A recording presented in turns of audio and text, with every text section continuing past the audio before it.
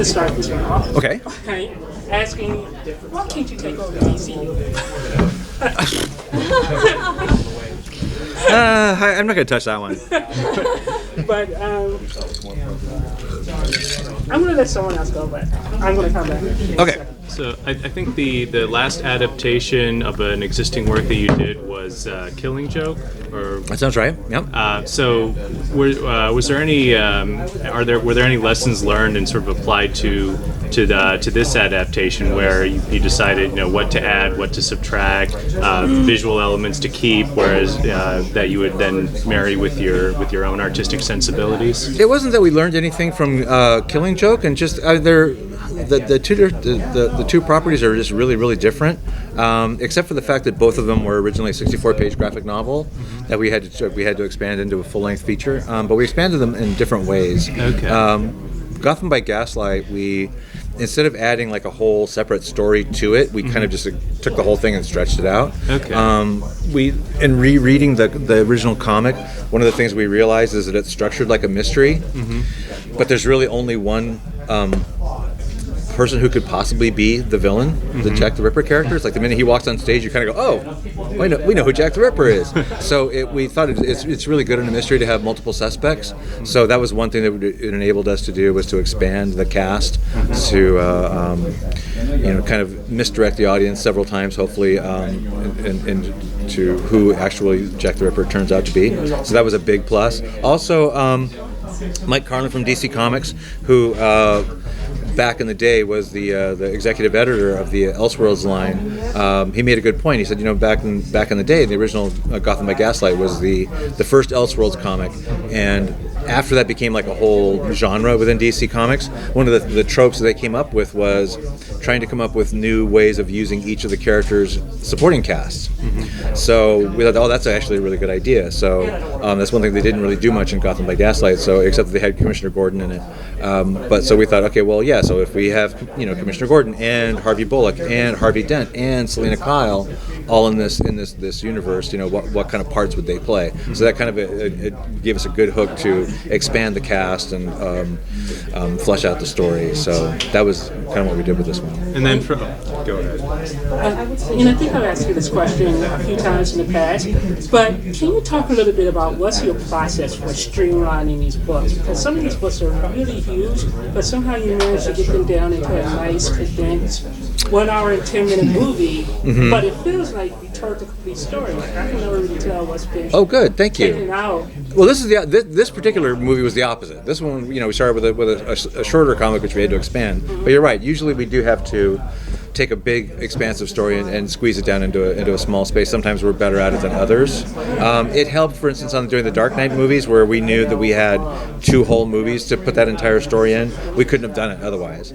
And I kind of wish we'd had the same thing with New Frontier. I think the New Frontier movie that we did is pretty good, but there were so many good parts of that story, like the whole John Henry story, we had to completely excise, that we just had to kind of either eliminate entirely or streamline to the point where they don't even really make sense in the movie. So, are we ever going to get Hush or The Long Halloween? Maybe. You never know. We'll see. Do you find it freeing in a way to work on an Elseworlds versus the mainstream universe? What's the experience of doing that? Well, this is our first one, so I can only speak to this one. But yeah, it's not just freeing. It's just fun. It's fun to do different things with these characters. I mean, God knows, I'll be making Batman and Superman movies and Justice League movies forever and ever, and I'm happy to do that. But at the same time, I have done a lot of them, and so getting to do something really radically different with them by putting them in this late Victorian era and getting to play with all my, the Jack the Ripper tropes and the, Universal horror tropes and Hammer horror tropes and Sherlock Holmes stuff and, Sweeney Todd. It's kind of just fun to get out of modern day Gotham. So that kind of touches on something I wanted to ask. In your mind, what really sets this idea of Batman and this vision of Gotham apart from all the other ones that fans are so familiar with? Well, it's interesting because it's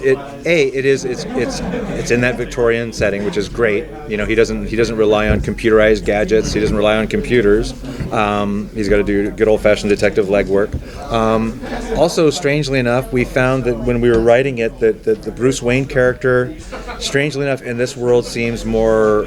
It seemed more appropriate to make him more kind of not as dark as the modern Batman. He's not as gloomy and broody and depressed. He's a little bit more. I guess we kept thinking of him in terms of like Don Diego and Zorro, where he's more of the kind of dashing young man, kind of genuinely rather than playing a part. But he still is, he still has pretty much the same origin story, but he's just not quite as dark. He's a little bit more, I want to say, a little bit more human and a little bit more appealing. And a part of that, I think, is also just the character design that Mike Mignola came up with. The Batman mask design. He's got like these kind of goggle type eyes, and you can actually see his eyes through his mask instead of just the spooky Batman eyes. I think that automatically kind of humanizes him.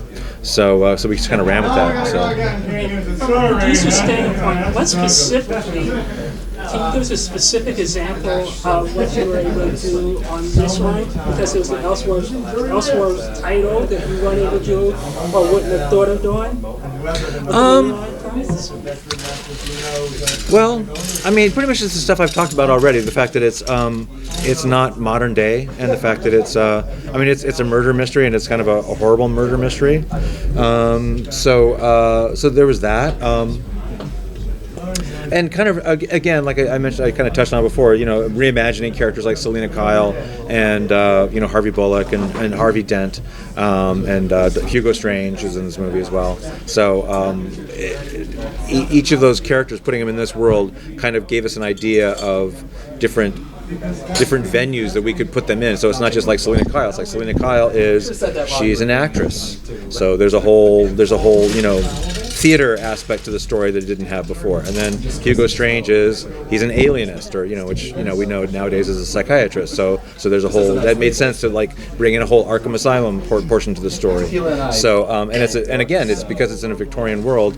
It's Arkham Asylum like you've never really seen it before. It's old school Bedlam. It's actually really horrifying. So that was just and steampunk elements as well. It's like there is a bat vehicle in this story, even though it predates industrial combustion engine vehicles by a decade or two, but we couldn't resist doing it. So there's a little bit of a steampunk element to it as well. So it's tech is always 10 to 20 years. Of course, exactly, absolutely right. What speaking of tech, I guess, how was the animation process any different since this is basically all new worlds for? No, just harder. It was just more work.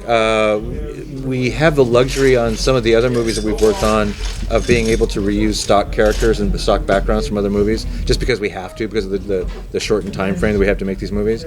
So this movie was tougher because we had exactly the same schedule, but we had to create every single scrap of artwork from scratch. So we couldn't reuse any background characters, we couldn't reuse any vehicles, any backgrounds. It all had to be created from scratch. So that was tough, but we pulled it off. So Did you go into this knowing that it would be another R like The Killing Joke was, and or was that something that came later? And is there any pushback, from the higher ups at Warner Brothers to, here's the thing. Once we established that, that we were able to do an R-rated animated Batman movie, we had to have a big sit-down meeting with everybody and say, now, going forward, we're not just going to make these movies just however we want and then see how they get rated. Because they're very, DC especially is very, very sensitive to their characters, and they feel like ultimately it would hurt the brand if we just kind of did this, straight up and down, from now on all the movies could be rated R. But so going forward, we basically said, okay, this movie may get an R rating. Would you guys be okay with that? Looking at the subject matter of Batman Gotham by Gaslight, they said, yes, that one, if it gets an R rating, we'll be okay with that. The new Suicide Squad movie that's been announced that we're doing, again, it kind of lends itself to being an R, but most of the movies won't. So I think it's going to be on a case-by-case basis, I think, for the most part. Most Batman stories I don't think need to be R-rated. This one obviously did. Just the Killing Joke, obviously it needed to be R-rated. But like I said, I don't know if anybody needs to see an R-rated Superman movie or an R-rated Batman or Wonder Woman movie. So we'll see. Do you think people put too much emphasis on movies being R-rated? Like somehow the R rating automatically equals quality? Probably. I have to tell you though. I won't go there. I won't go there. No. Fans are funny. Fans really want the stuff to be as hardcore as possible. We had fans. not all fans, but no, that's true. I'm generalizing, but just as an anecdotal, at the New York Comic Con, we were talking about this very subject, and we brought it up in front of the crowd that we had in this crowded theater, and we said, yeah, show of hands, who here wants R-rated or R-rated animated DC movies? And everybody roared.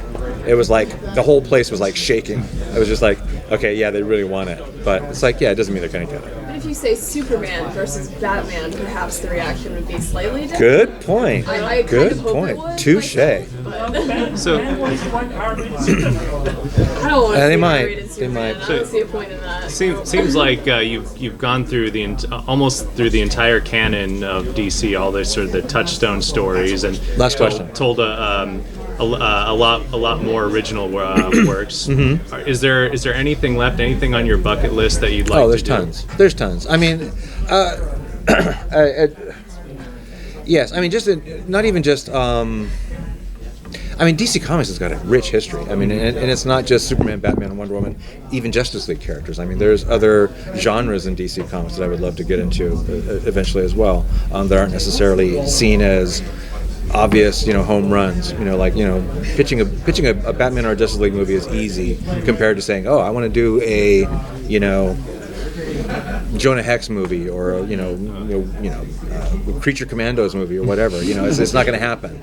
So there's stuff like there's tons of stuff that I would like to explore as well. Has it gotten challenged or easier to greenlight a new idea or I'm sorry, what?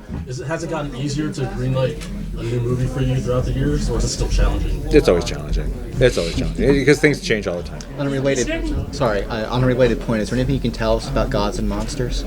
Nope. Nope. That was easy. And one last. Is there any chance that we'll eventually get like one of your DC animated films on the big screen as an actual theatrical release? Because it seems like it would be perfect for that. Maybe. And it's a low budget. Maybe. I don't know. Possibly. Fandom Events usually does that. Yeah, we've been doing them. Yeah, but I think you mean like an actual, like a broad release. Maybe. I mean, they're doing a big theatrical Spider-Man movie, so we'll see. And I've been asking you this question since 2011, but Kingdom Come still the unfilmable or unanimatable story? It still is.